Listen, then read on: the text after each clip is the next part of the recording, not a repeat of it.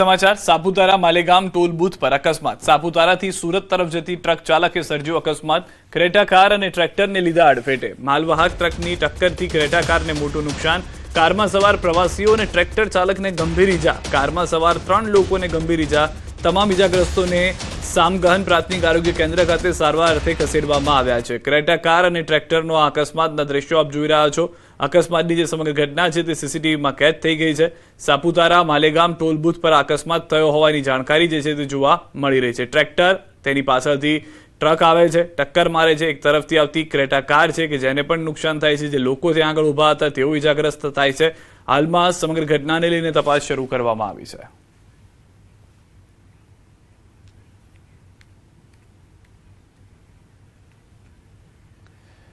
અમરેલી લાઠી તાલુકાના કેરાળા નજીક ગમખ્વાર અકસ્માતમાં 3 લોકોના મૃત્યુ થયા છે। અમરેલી લાઠી સ્ટેટ હાઈવે પર ખાનગી બસ અને અલ્ટો કાર વચ્ચે અકસ્માત સર્જાયો।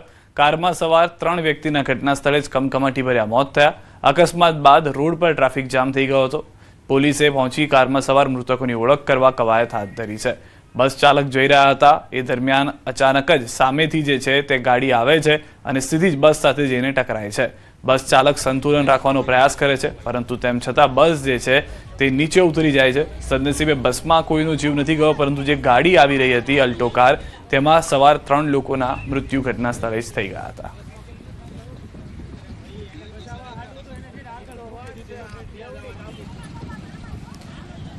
સુરેન્દ્રનગરના ચોટીલા આણંદપુર રોડ પર ભયાનક ટ્રિપલ અકસ્માત સર્જાતા ચકચાર મચી ગઈ છે। બેફામ ગતિ આવી રહેલી ઇનોવા કારના ચાલકે સ્ટીયરિંગ પરથી કાબુ ગુમાવતા રસ્તા પરથી પસાર થઈ રહેલા 3 થી 4 વાહનોને જોરદાર ટક્કર મારી। આ અકસ્માત એટલો ગંભીર હતો કે વાહનોના કુરચે કુરચા બોલી ગયા હતા અને ઘટનામાં 3 લોકોને ગંભીર ઈજાઓ પહોંચી।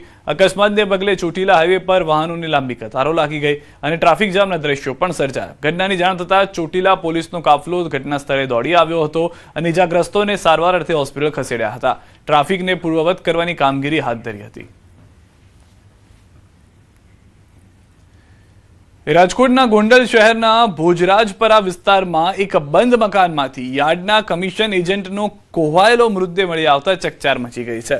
વૃંદાવનનગર વિસ્તારમાં એકલા રહેતા 45 વર્ષીય એજન્ટના મકાનમાંથી ભારે દુર્ગંધ આવતા સ્થાનિક લોકોએ દરવાજો તોડી અંદર તપાસ કરી। તે દરમિયાન અંદરથી બંધ રૂમમાં બેડ પર ફૂલાઈ ગયેલી હાલતમાં મૃતદેહ મળી આવ્યો હતો। ઘટનાની જાણ થતાં જ ગોંડલ બી ડિવિઝન પોલીસ તેમજ ફાયર વિભાગનો કાફલો ઘટના સ્થળે દોડી આવ્યો। હાલ આત્મહત્યા છે કે બીમારીના કારણે મોત થયું છે તે અંગે ચોક્કસ કારણ જાણવા મૃતદેહને ફોરેન્સિક પોસ્ટમોર્ટમ માટે રાજકોટ ખસેડવામાં આવ્યો છે। સમગ્ર મામલે પોલીસે વધુ તપાસ હાથ ધરી છે। રાજકોટમાં દુષ્કર્મ અને પોસ્કો કેસની પીડિતાના કાકાની હત્યાના મામલે પોલીસે મોટી કાર્યવાહી કરી છે। ફરિયાદ નોંધાયા બાદ 781 દિવસથી ફરાર રહેલા દુષ્કર્મ અને પોસ્કોના આરોપી મહેન્દ્રસિંહ અને યશપાલસિંહને આખરે પોલીસે ઝડપી પાડ્યા છે।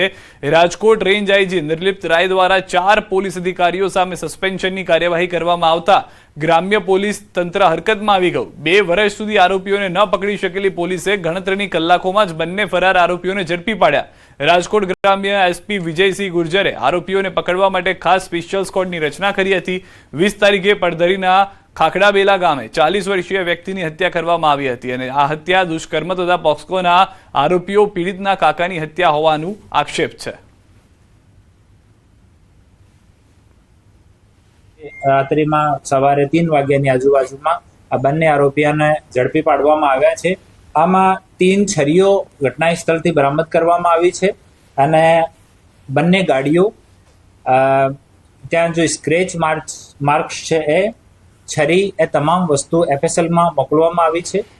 હાલ આરોપીઓના ફોન પણ રિકવર કરવામાં આવ્યા છે અને અમુક જો સંદિગ્ધ લોકો છે એના પણ ફોન રિકવર કરવામાં એફએસએલમાં મોકલવાની કાર્યવાહી હાલ ચાલુ છે। રાજકોટના આટકોટ અને બાબરા હાઈવે પર ખેડૂતોની લાંબી કતારો જોવા મળી રહી છે। ટ્રેક્ટરમાં ડીઝલ પુરાવા ખેડૂતોની લાંબી લાઈનો હજી પણ યથાવત છે। પેટ્રોલ અને ડીઝલની અછતને કારણે નથી મળી રહ્યો જથ્થો। ઠેર ઠેર પેટ્રોલ પંપ પર લાગી રહી છે લાંબી લાઈન।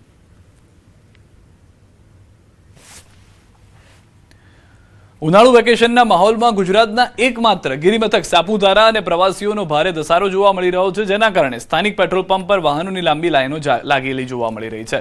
સંચાલકોએ પ્રવાસીઓ અને સ્થાનિકોને આશ્વસ્ત કર્યા છે કે ડાંગ જિલ્લામાં પેટ્રોલ અને ડીઝલનો પૂરતો જથ્થો ઉપલબ્ધ છે, તેથી ચિંતા કરવાની કોઈ જરૂર નથી. સમગ્ર ડાંગ જિલ્લામાં આવેલા તમામ 9 પેટ્રોલ પંપ પર સ્થિતિ બિલકુલ સામાન્ય છે અને પેટ્રોલ, ડીઝલ કે ગેસ સહિતના કોઈ પણ ઇંધણની અછત નથી. આ ઉપરાંત ખેતીની સિઝન માટે ખેડૂતોને પણ પૂરતા પ્રમાણમાં ડીઝલ મળી રહેશે, જેથી તંત્ર દ્વારા જનતાને કોઈ પણ પ્રકારના ખોટા ગભરાટમાં ન આવવા અપીલ કરવામાં આવી છે.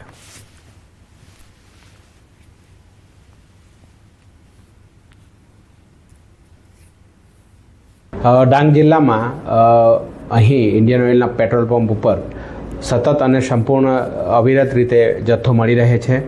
કોઈ પણ જાતનું અહીં જે છે એ કોઈને તકલીફ નથી અને જે પણ લોકો અહીં આવે છે ડીઝલ અને પેટ્રોલ સામાન્ય રીતે પુરાવીને જાય છે. કોઈ પણ પેનિક હાલની સ્થિતિ પેનિક નથી અને ઇન્ડિયન ઓઇલ જે છે એ સતત એના અધિકારીઓ જે છે અમારા સંપર્કમાં હોય છે અને સતત એ લોકો જથ્થો પૂરતો રહે એના માટે સતત સૂચનો કરતા રહે છે. સુરેન્દ્રનગરના કચ્છના નાના રણમાં ડીઝલની અછતના કારણે મીઠા ઉદ્યોગ પર સંકટના વાદળો ઘેરાયા છે. ખારાગોડા, ચિંજુવાડા, ધાંગધ્રા સહિતના વિસ્તારમાં હજારો અગરિયા પરિવારો વર્ષમાં 8 મહિના રણમાં રહી કાળી મજૂરી કરી મીઠું પકવે છે, પરંતુ રણમાં તૈયાર થયેલું અંદાજે 1 લાખ ટન મીઠું હજુ પણ ખેંચવાનું બાકી છે. ટ્રક અને ડમ્પરોને પૂરતું ડીઝલ ન મળતા વાહનો રણ સુધી પહોંચી શકતા નથી. પેટ્રોલ પંપ પર લાંબી લાઈનો જોવા મળી રહી છે, છતાં પૂરતો જથ્થો મળતો નથી. બીજી તરફ ચોમાસું નજીક આવતા અગરિયાઓની ચિંતા વધી ગઈ છે. જો વહેલો વરસાદ આવે તો હજારો ટન મીઠું પાણીમાં વહી જવાની ભીતિ છે, જેના કારણે લાખો રૂપિયાનું નુકસાન થઈ શકે છે. વર્ષના 8 મહિના કાળી મજૂરી કરી મીઠું તૈયાર કરનારા અગરિયાઓ હવે સરકાર પાસે ડીઝલની તાત્કાલિક વ્યવસ્થા કરવાની માંગ કરી રહ્યા છે. નાના અગરિયાઓ અને વેપારીઓની પરિસ્થિતિ કફોડી થઈ છે. અમે તંત્રને અવારનવાર વિનંતી કરીએ છીએ, છતાં પણ કંપનીઓ સમયસર પુરવઠો આપતી નથી. પેટ્રોલ પંપો અંદાજે 10 દિવસ ડ્રાય રહે છે અને છતાં વાતો એવી કરે છે કે અમારે ડીઝલની કોઈ તકલીફ નથી. ડીઝલના ઓફિસરોને અમે ફોન કરીએ છીએ, સેલ્સ ઓફિસર અથવા ટીએમઓને, તો એ લોકો ફોન પણ ઉપાડતા નથી અને જેથી કારણે અમને ખૂબ મોટી મુશ્કેલી પડી રહી છે. ખાસ કરીને જે કચ્છનું નાનું રણ છે ત્યાં 8,500 MLA 8 મહિના માટે મીઠું પકાવવા રણમાં જાય છે અને જોઈએ તો સીધા 50,000 લોકો મીઠાના વ્યવસાય સાથે જોડાયેલા છે.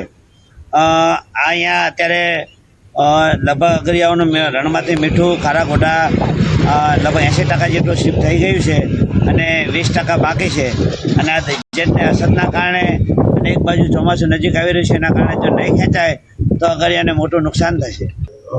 यानी कि हमारा विस्तार में खारगोड़ा पाटड़ी विस्तार અને પૂરા વિસ્તારમાં જો ડીઝલની અછત છે જરા ધ્યાન લઈ અને જો ડીઝલ આપવામાં આવે ને તો અમારું જે 1 લાખથી 1.5 લાખ મીઠું પડ્યું વહેલી તકે વરસાદ આવતા પહેલા વહેલી તકે ટૂંકમાં જે તે સ્થળે ખારગોડા પૂરા સ્થળે ફરજ કરવા માટે અભ્યાસ સ્થળ છે ત્યાં બધું થઈ જાય તો ખાસ અમારે સરકારને વિનંતી છે કે વહેલી તકે ડીઝલ અને જે કંઈ લાખો રૂપિયા કોન્ટ્રાક્ટ કરવો છે ટ્રાન્સફરવાળા એને ડીઝલ પૂરતું મળે એવી મારી ખાસ વિનંતી છે.